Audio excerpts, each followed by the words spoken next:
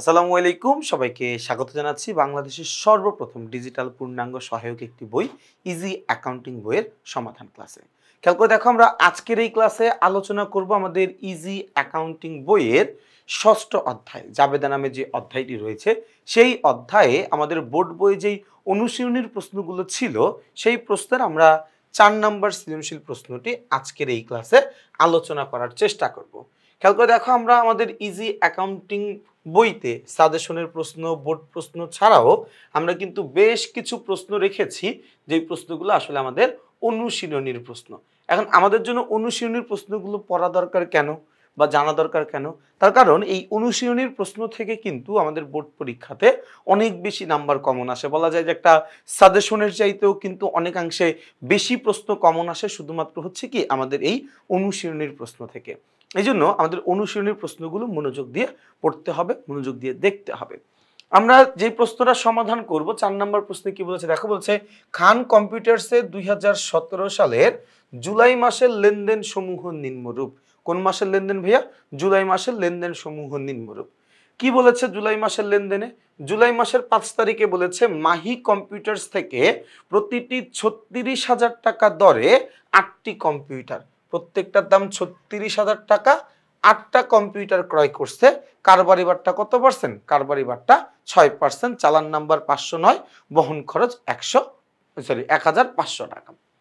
এরপরে জুলাইয়ের 15 তারিখে বলেছে রাজু কম্পিউটার্স থেকে প্রতিটি 40,000 টাকা দরে 6টি কম্পিউটার ক্রয়, প্রত্যেকটার দাম 40 টাকা করে, 6টি কম্পিউটার ক্রয় করছি, চালান নাম্বার 313, কারবারি বারটা 5% এবং প্যাকিং খরচ 500 টাকা। এরপরে দেখো আমাদের 20 নম্বরে কি বলা আছে, 20 তারিখে বলেছে কম্পিউটার নষ্ট থাকায় 3টি কম্পিউটার রাজু কম্পিউটার্সকে রাজু কম্পিউটার্সকে ফেরত দেওয়া হলো। 3টি কম্পিউটার আমরা কি করছি? রাজু কম্পিউটার্সকে ফেরত দিয়ে দিছি। ডেবিট নোট নাম্বার কত? 501। ক নাম্বার প্রশ্নটা আমি দেখব। ক নাম্বার প্রশ্নে আমাদেরকে বলেছে জুলাই মাসে খান কম্পিউটার্সের ক্রয় সংক্রান্ত আনুষঙ্গিক খরচের পরিমাণ নির্ণয় করো। ভাইয়া, ক্রয় সংক্রান্ত আনুষঙ্গিক খরচের পরিমাণ নির্ণয় করতে বলছে, তাই না? ওকে, ভালো কথা, আমরা ক্রয় সম্পর্কিত খরচগুলো নির্ণয় করব। ভাইয়া, ক্রয় সংক্রান্ত আনুষঙ্গিক খরচ কি কি? আমার পণ্যদ্রব্য ক্রয় করা ব্যতীত অন্য যত খরচ ক্রয় সম্পর্কিত বা ওই ক্রয় করতে গিয়ে সংগঠিত হয়েছে সবগুলোকে আমরা একসাথে বলি ক্রয় সম্পর্কিত খরচ। যেমন এই খরচগুলো কি কি হইতে পারে? এই খরচগুলো আমাদের হইতে পারে এখানে তোমার, আচ্ছা একটু খেয়াল করি ভাই, আমরা এখানে যে আমি পণ্যদ্রব্য ক্রয় করতে গিয়ে এই যে ক্রয় করার জন্য যেই খরচগুলো হয়েছে সেটাকে আমরা বলি ক্রয় সংক্রান্ত আনুষঙ্গিক খরচ। যেমন আমরা যদি এই 5 তারিখের লেনদেনটায় দেখি, বলা আছে কি 5 তারিখের লেনদেনে আমরা বহন খরচ করছি 1500 টাকা, তাই না? এই বহন খরচ কত? বহন খরচ 1,500 টাকা। ভালো কথা। এরপরে আবার 15 তারিখের লেনদেনে আমি প্যাকিং খরচ করছি 500 টাকা, তাহলে 500 টাকা, তাহলে 500 আর 1500 যোগ করলে কত? 2000 টাকা। এই 2000 টাকা হচ্ছে আমার জুলাই মাসের ক্রয় সংক্রান্ত আনুষঙ্গিক খরচের পরিমাণ। কিসের পরিমাণ? ক্রয় সম্পর্কিত আনুষঙ্গিক খরচের পরিমাণ কত টাকা? 2000 টাকা। তাহলে আমরা ক নম্বর প্রশ্নের উত্তরটা করতে পারবো। উত্তর কত আসবে? উত্তর আসবে হচ্ছে এখানে আমাদের 2000 টাকা। এর পরের প্রশ্নটা আমরা একটু দেখবো ভাইয়া। এর পরের প্রশ্ন আমাকে বলেছে যে জুলাই মাসের তথ্য অবলম্বন করে একটি ডেবিট নোট তৈরি করো। কি নোট ভাইয়া? ডেবিট নোট তৈরি করতে বলছে। ভালো কথা, আমরা একটা ডেবিট নোট তৈরি করব। ডেবিট নোট কিভাবে করে একটু একটু খেয়াল করতো ভাইয়া। ডেবিট নোট কিভাবে করে? ডেবিট নোটটা আসলে জিনিসটা আসলে কি? আমি বাকিতে ক্রয়কৃত পণ্যটা যখন আমার পছন্দ মতো হয় না, আমার চাহিদা মতো হয় না, আমার নমুনা মাফিক হয় না, বা নষ্ট বা ভেজাল কোনো পণ্য আমাকে সরবরাহ করা হয়, ওই পণ্যটা কিন্তু আমি আমার কাছে রাখি না। সোজা কথা হচ্ছে, আমি বাকিতে পণ্য ক্রয় করার পরে ওই ক্রয়কৃত পণ্যটা যদি আমি ফেরত দিয়ে দিই, আমি পণ্যটা বাকিতে ক্রয় করছি, ক্রয় করার পরে যদি সেই পণ্যটা আমি ফেরত দিয়ে দেই, সেইটার জন্য যেই দলিল, যেই বই, যেই বিবরণী, যেই নোট তৈরি করা হয় সেটার নাম হচ্ছে ডেবিট নোট। তাহলে এখানে আমরা কি করছি ভাইয়া? 20 তারিখে একটা কম্পিউটার, আচ্ছা নষ্ট থাকায় 3টি কম্পিউটার রাজু স্টোর্সকে ফেরত দেওয়া হলো, রাজু কম্পিউটার্সকে ফেরত দেওয়া হলো, তাই না? আচ্ছা ভাইয়া, আমি যখন রাজুর কাছ থেকে পণ্য কিনছিলাম তখন কত করে কিনছিলাম, তাই না? একটু যদি আমরা উদ্দীপকের দিকে তাকাই, এই যে রাজু কম্পিউটার্স থেকে পণ্য কিনছিলাম আমি 40,000 টাকা করে, 1 2 3 4, 40,000 টাকা করে, তাই না? তা 40,000 টাকা করে 6টা কিনছিলাম, এর মধ্যে কম্পিউটার নষ্ট থাকায় আমি তারে 3টা ফেরত দিয়ে দিচ্ছি। তাহলে 40,000 ইন্টু 3, তাহলে 3 4 12, 1,20,000 টাকা। কত টাকা ভাইয়া? 1,20,000 টাকা। এখন আমি যখন রাজু কম্পিউটারের কাছ থেকে পণ্য কিনছিলাম তখন সে আমারে 5% কারবারি বাট্টা দিছিল। অর্থাৎ আমি যে 40,000 টাকা করে 6টা কম্পিউটার কিনছিলাম, 2,40,000 টাকা খরচ করে, ওইখানে সে আমারে 5% টাকা ছাড় দিছিল, 5% টাকা বাট্টা দিছিল। তাহলে এই যে আমি যখন ছাড় পাইছি, আমি যখন বাট্টা পায়া আমি পণ্যটা কিনছি, আমি যখন পণ্যটা ফেরত দিব তখন বাট্টার টাকা বাদ দিয়ে ফেরত দিব, তাই না? তাহলে 1,20,000 ইন্টু 5% করলে কত আসবে? আসবে হচ্ছে 6,000 টাকা। এখান থেকে আমি 6,000 টাকা বাদ দিব, বাদ দিয়ে এরপরে যত টাকা থাকে ওই টাকাটার পণ্য আমি ফেরত দিব। এরপরে যত টাকা থাকবে আমি কি করবো ভাইয়া? ওই টাকার পণ্যটা আমি ফেরত দিয়ে দিব, তাই না? তাহলে এখানে একটু খেয়াল করি ভাইয়া, আমি পণ্য কিনছিলাম কত করে? 40,000 টাকা করে। কয়টা কিনছিলাম? 6টা। 6টার মধ্যে 3টা নষ্ট। তাহলে আমি 40,000 গুণ 3 সমান সমান 1,20,000। এখন আমি কেনার সময় 5% টাকা ছাড় পাইছিলাম, 5% টাকা বাট্টা পাইছিলাম। তাহলে আমি ফেরত যখন দিয়ে দিব তখন ওই বাট্টা সহ ফেরত দিব। তাহলে বাট্টা কত? বাট্টা 6,000, বাদ দিয়ে দিলে তাহলে থাকবে কত? 14,000 টাকা। সরি 14,000 বলি কেন, 1,14,000 টাকা। এই থাকবে কত? এখানে বাদ দিলে 1,14,000 টাকা। কত থাকে ভাইয়া? 1,14,000 টাকা, তাই না? এই 1,14,000 টাকা আমার এখানে ডেবিট নোটের যোগফল হবে, 1,14,000 টাকা, 1,14,000 টাকা। তাহলে এখানে একটু খেয়াল রাখা লাগবে, আমাদের ডেবিট নোটের ছকটা আমাদের মুখস্থ থাকা লাগবে। কি থাকা লাগবে ভাইয়া? ডেবিট নোটের ছকটা মুখস্থ থাকা লাগবে। যখন আমরা ডেবিট নোটের ছকটা পারবো, অ্যামাউন্টটা বসানো আমি তোমাদেরকে শেখাই দিচ্ছি। অ্যামাউন্টটা ক্যালকুলেশন করা তো আমরা বুঝলাম, জাস্ট ঘরের মধ্যে আমরা কি করব? অ্যামাউন্টটা বসায় দিব, তাইলেই কিন্তু আমাদের হয়ে যাবে।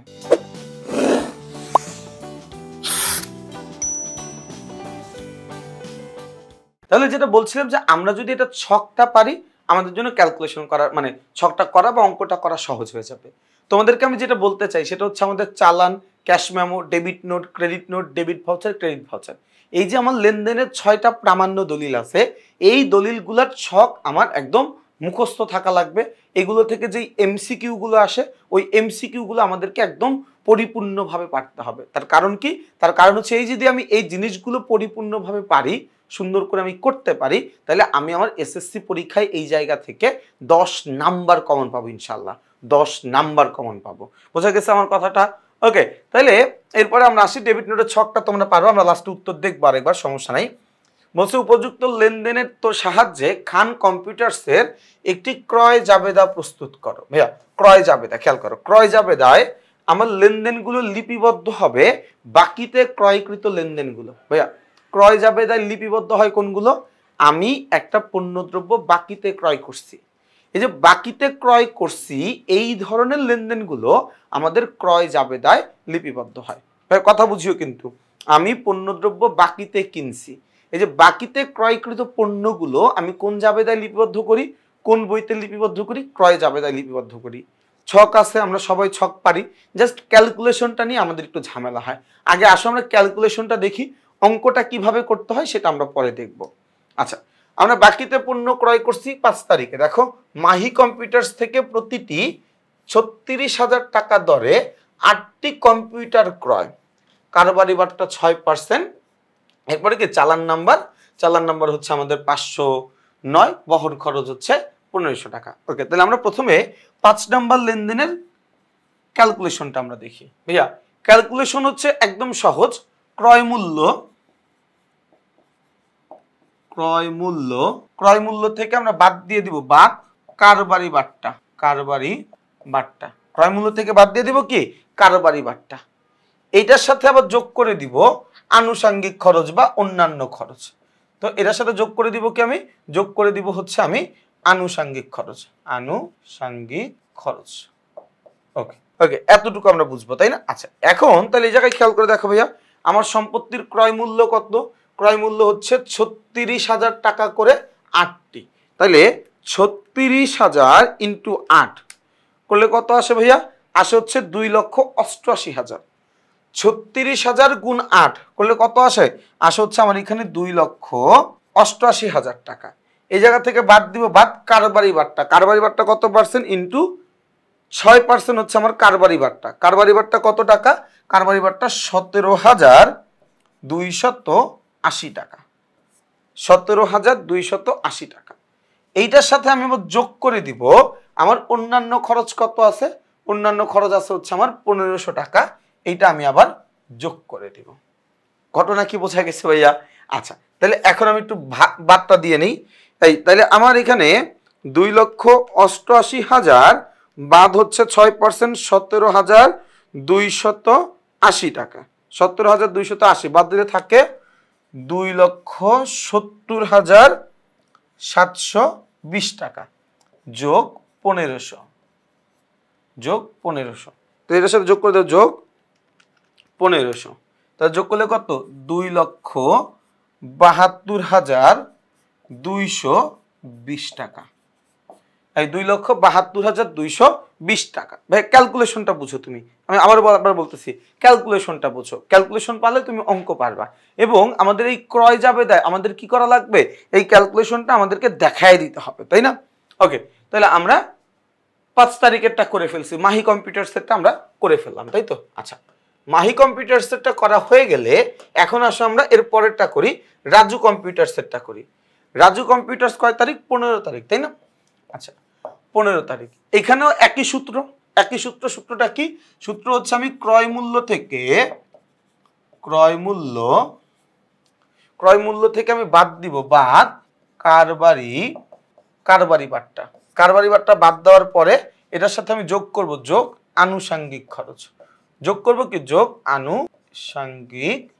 করব কি আমি আনুষঙ্গিক খরচ ওকে ক্রয় মূল্য কত আমার প্রত্যেকটা দাম ছিল ভাইয়া ৪০,০০০ টাকা করে কিনছি কয়টা ভাইয়া ৬টা তাইলে ১ ২ ৩ ৪ ৪০,০০০ গুণ কয়টা কিনছি ৬টা কিনছি ৬ তাহলে ৪০,০০০ গুণ ৬ করলে কত আসবে হচ্ছে ২,০০,০০০ বাদ দিতে হবে কারবারি বাট্টা ৫% কত পার্সেন্ট ৫% আসে ১২,০০০ এরপর আমি একবার করে দেখি ২,৪০,০০০ ইন্টু ৫% হ্যাঁ ১২,০০০ টাকা এখান থেকে আমি কি করব বাদ দিয়ে দিব বাদ দেওয়ার পরে এটার সাথে যোগ করব আনুষঙ্গিক খরচ আমার ১৫ তারিখের লেনদেনে আনুষঙ্গিক খরচ বলতে শুধুমাত্র একটা খরচ দেওয়া আছে সেটা হচ্ছে প্যাকিং খরচ একটা খরচ দেওয়া আছে সেটা কি প্যাকিং খরচ কত টাকা ভাইয়া ৫০০ টাকা কত টাকা ৫০০ টাকা তাহলে এখানে আনুষঙ্গিক খরচ ৫০০ টাকা যোগ করে দিব তাহলে এখানে একটু খেয়াল করবে ২,৪০,০০০ বাদ ১২,০০০ করলে কত আসবে ভাইয়া ২,২৮,০০০ যোগ করবো ২,২৮,০০০ সাথে যোগ করবো ৫০০ তাহলে ৫০০ যদি যোগ করি তাহলে আমার অ্যাকচুয়াল রেজাল্ট আসবে ২,২৮,৫০০ টাকা এই অ্যাকচুয়াল রেজাল্ট কত আসবে হচ্ছে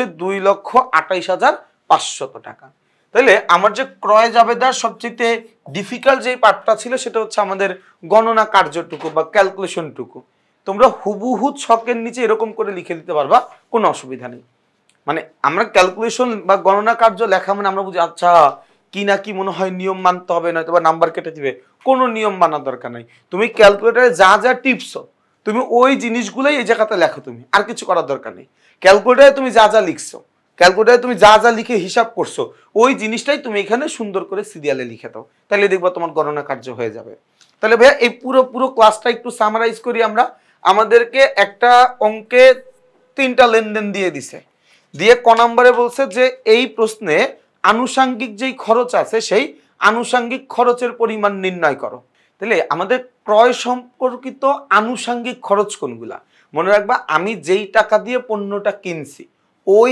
দামটুকু বাদ দিয়ে আর যত ধরনের খরচ আমি করছি, সেটা প্যাকিং খরচ হইতে পারে, সেটা ট্রানজেকশন খরচ হইতে পারে, সেটা হচ্ছে আমার ওইটাকে কি বলে বহন, মানে হোয়াট এভার তোমার যেই ধরনের খরচ হয়েছে, যত খরচ হয়েছে সবগুলো তোমার জন্য আনুষঙ্গিক খরচ।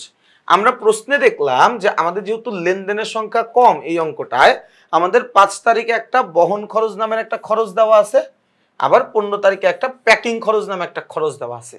এখন এই যে বহন খরচ বা প্যাকিং খরচ, এটাও কি আমার পণ্যের দামের সাথে যোগ করতে হয়, এটাও কি করতে আমার পণ্যের দামের সাথে যোগ করতে হয়। এই জন্য যখন আমরা গ নাম্বার অঙ্কটা করছি যে ক্রয় জাবেদার মধ্যে ক্রয়ের হিসাবগুলো লিখছি, তখন দেখো যে আনুষঙ্গিক খরচ নামে 1500 টাকা যোগ করছি, আবার 15 তারিখে আনুষঙ্গিক খরচ নামে 500 টাকা যোগ করছি, তাই না? আর খ নাম্বার আমাদেরকে বলছিল একটা ডেবিট নোট তৈরি করতে, ক্রয়কৃত পণ্য মানে বাকিতে ক্রয়কৃত পণ্য যদি আমরা ফেরত দিয়ে দেই, সেক্ষেত্রে যেই দলিলটা ব্যবহার করতে হয় সেটার নাম হচ্ছে ক্রেডিট নোট, ডেবিট নোট। এই যে এই ডেবিট নোট তৈরি করার ক্ষেত্রে বা বাকিতে ক্রয়কৃত পণ্য ফেরত দেওয়ার ক্ষেত্রে আমাকে একটা জিনিস খেয়াল রাখতে হয়, সেটা হচ্ছে আমি যখন পণ্য কিনছিলাম তখন বিক্রেতা আমাকে কত টাকা ছাড় দিছিল, কত টাকা ডিসকাউন্ট দিছিল, ওই ডিসকাউন্টটা বাদ দিয়ে তারপর আমি পণ্য ফেরত দিব। মনে করো যে এই যে আমরা যদি 15 তারিখের লেনদেনের কথাই বলি, 15 তারিখে আমি 40,000 টাকা দিয়ে 6টা কম্পিউটার, মানে 40,000 টাকা করে 6টা কম্পিউটার, মানে একটা কম্পিউটারের দাম তখন কত ছিল? 40,000 টাকা ছিল। এখানে আমাকে বাট্টা দিছিল কয় পার্সেন্ট? 5%। 40,000 টাকার 5% হচ্ছে আমার এখানে কত? অলমোস্ট হচ্ছে 2,000 টাকা, তাই না? আচ্ছা 2,000 টাকা, তাহলে আমার এক একটা কম্পিউটার কেনা পড়ছে কত করে? 38,000 টাকা করে। তাহলে আমি যখন কম্পিউটারগুলো কিনছি তখন কিনছি 38,000 টাকা করে, তাহলে ফেরত দেওয়ার সময় দিব 38,000 টাকা করে। তার মানে আমি যদি ক্রয় বিক্রয়ের সময় কোনো বাট্টা থাকে, ওইটা ফেরত দেওয়ার সময়ও ওই বাট্টাটা ব্যবহার করতে হবে। মূল কথা হচ্ছে এইটা। আসো আমরা অনেকক্ষণ বুঝেছি, আমরা একটু উত্তর দেখি, উত্তর দেখলে আমাদের বাকি কনফিউশন ক্লিয়ার হয়ে যাবে। দেখো আমাদের আনুষঙ্গিক খরচ বের করতে বলছিল 1500 আর 500 যোগ করলে 2000, আমরা বলছিলাম বহন খরচ ছিল আর প্যাকিং খরচ ছিল, তাই না? আচ্ছা এরপর দেখো ডেবিট নোট বের করতে বলছিল, ডেবিট নোটের আমরা টাকার অঙ্কটা বের করা দেখাইছিলাম, তাই না? যে আমি কয়টা কম্পিউটার ফেরত দিছি? 3টা। কেনার দাম ছিল কত করে? 40,000 টাকা করে। প্রতিটি 40,000 টাকা দরে 3টি কম্পিউটার নষ্ট থাকায় আমরা ফেরত দিয়ে দিছি। তাহলে আমি দিলাম ফেরত দিয়ে দিছি 3 গুণ 40, 1,20,000 টাকা। যেহেতু এই 6টা কম্পিউটার আমরা রাজুর কাছ থেকে 6টা কম্পিউটার কিনছিলাম, কেনার সময় আমি 5% ছাড় পাইছিলাম, তো আমি ফেরত দেওয়ার সময় 5% ছাড়ে ফেরত দিব। তাহলে 1,20,000-এর 5% 6,000, বাদ দিলে 1,14,000 টাকা। এটাই কি আমাদের এটার উত্তর। দেখো ডেবিট নোট, ক্রেডিট নোট বা আমরা যে আমাদের লেনদেনের যে 6টা প্রামাণ্য দলিল, চালান, cash memo, debit note, credit note, debit voucher, credit voucher, এই 6টা ছকের খেলা। মানে এই 6টা ছক মুখস্থ থাকা লাগবে। তুমি ছক পারলে অঙ্ক তুমি এমনি পাবা, জাস্ট ক্যালকুলেশনটা বোঝা দরকার। তো এই ক্যালকুলেশন তো খুব একটা কঠিন কিছু না, ক্যালকুলেশন বোঝা যায়। কিন্তু তুমি যদি ছক মুখস্থ না থাকে, তুমি যতই ক্যালকুলেশন করো না কেন, তোমার কিন্তু উত্তর হবে না, নাম্বার পাবা না। এই জন্য ছকগুলো একটু মুখস্থ করে ফেলতে হবে। এরপর আমরা চলে যাবো হচ্ছে কি আমাদের ক্রয় জাবেদায়। এই ক্রয় জাবেদার কাজ কি? ক্রয় জাবেদার কাজ হচ্ছে আমি বাকিতে পণ্য ক্রয় করছিলাম, ওই লেনদেনগুলোকে আমরা লিপিবদ্ধ করব। দেখো এই গণনা কার্যগুলো কিন্তু আমি তোমাদেরকে দেখাইছিলাম, তাই না? এই গণনা কার্যগুলোই আমরা তখন দেখাইছিলাম। এই অঙ্কে গণনা কার্যটাই মেইন ফ্যাক্ট, বাকিগুলো তো তুমি এমনি পারবা, ছকের মধ্যে মুখস্থ একটা ছক, তাই না? আমাদের মূল হিসাবই হচ্ছে এই যে 2,72,220 টাকা কিভাবে আসলো, 2,28,500 টাকা কিভাবে আসলো, এই জিনিসগুলো বের করাটাই হচ্ছে আমার কাছে মুখ্য ব্যাপার। মাহি কম্পিউটার্স, রাজু কম্পিউটার, যার থেকে কিনছি সে আমার ক্রেডিট হিসাব খাত, সে আমার পাওনাদার, তার নাম আমি লিখে দিছি। চালান নাম্বার আমার যেটা ছিল সেটা আমি লিখে দিছি। সূত্র থাকে না, সূত্র জায়গায় একটা টিক চিহ্ন আমরা ব্যবহার করি, টিক চিহ্ন না দিলেও আসলে আহামরি তেমন কোনো অসুবিধা নেই। তাহলে দেখো পাঠ্য বইয়ের অঙ্কগুলো কিন্তু খুবই স্ট্যান্ডার্ড প্রশ্ন থাকে, মানে যেহেতু এটা বোর্ড বইয়ের প্রশ্ন, এবং তুমি দেখবা যে পরীক্ষায়, বোর্ড পরীক্ষাতে এই বোর্ড বইয়ের প্রশ্ন হুবহু না আসলেও ওই প্যাটার্নটা অনুসরণ করে, ওই স্ট্যান্ডার্ডটা মেনটেন করে। এই জন্য আমরা যতই সাজেশন পড়ি, যত যা কিছুই করি না কেন, আমাদের সবচাইতে বড় সাজেশন হচ্ছে আমাদের পাঠ্য বই, আমাদের বোর্ড বই। তার কারণ এসএসসি লেভেল পর্যন্ত এমন কোনো প্রশ্ন নাই যেটা কেউ বলতে পারবে যে ভাই এই প্রশ্নটা আমার বইয়ের বাইরে থেকে আসছে। মানে বইয়ের বাইরে থেকে আসছে বলতে কোনো শব্দ নাই, বইয়ে ওই নিয়মটা আছে, তুমি হয়তো ওই নিয়মের অঙ্ক করো নাই, এই জন্য তোমার কাছে মনে হইতে পারে ভাই ওইটা বাইরে থেকে আসছে। বইয়ে একটা এমসিকিউ আছে, একটা লাইন আছে, তুমি হয়তো পড়ো নাই, বইয়ের কোনো এক চিপায় পড়েছিল, কেউই পড়েনি, ওই এমসিকিউটা আসার পরে হয়তো আমরা মনে করি আচ্ছা এই প্রশ্নটা না বইয়ের বাইরে থেকে আসছে, সিলেবাসের বাইরে থেকে আসছে, বাট ব্যাপারটা সত্য না। প্রত্যেকটা এমসিকিউ, প্রত্যেকটা সিকিউ এটা আমাদের সিলেবাসের মধ্য থেকেই আসে, আমাদের মূল বই থেকে আসে। এজন্য আমরা আমাদের এই ইজি অ্যাকাউন্টিং বইতে আমাদের বোর্ড বইয়ের বহু নির্বাচনী প্রশ্নগুলো, আমাদের বোর্ড বইয়ের সৃজনশীল প্রশ্নগুলো আমরা অন্তর্ভুক্ত করে রেখেছি, যাতে করে এই অল্প জিনিসের জন্য আসলে তোমার আবার আরেকটা গাইড বই কিনতে না হয়, অল্প জিনিসের জন্য যেন তোমার আবার অন্য কোথাও দৌড়াইতে না হয়। কারণ স্কুলগুলোতে তো আমাদেরকে আসলে একদম শুরুতে আগে বোর্ড বইয়ের প্রশ্নগুলোই তো আগে করায়, তাই না? তো এই অভাবটাও যেন তোমাদের পূরণ হয়ে যায়, সেই ব্যবস্থাটাও কিন্তু আমি করে রেখেছি। তো তোমরা যারা যারা ক্লাসটা মনোযোগ দিয়ে করলা, তোমাদের সবাইকে অনেক অনেক ধন্যবাদ। ইনশাআল্লাহ তোমাদের সাথে আমার পরবর্তী ক্লাসে আবার দেখা হচ্ছে। সেই পর্যন্ত সবাই ভালো থাকবা, সুস্থ থাকবা, আমার জন্য বেশি করে দোয়া করবা। আসসালামু আলাইকুম।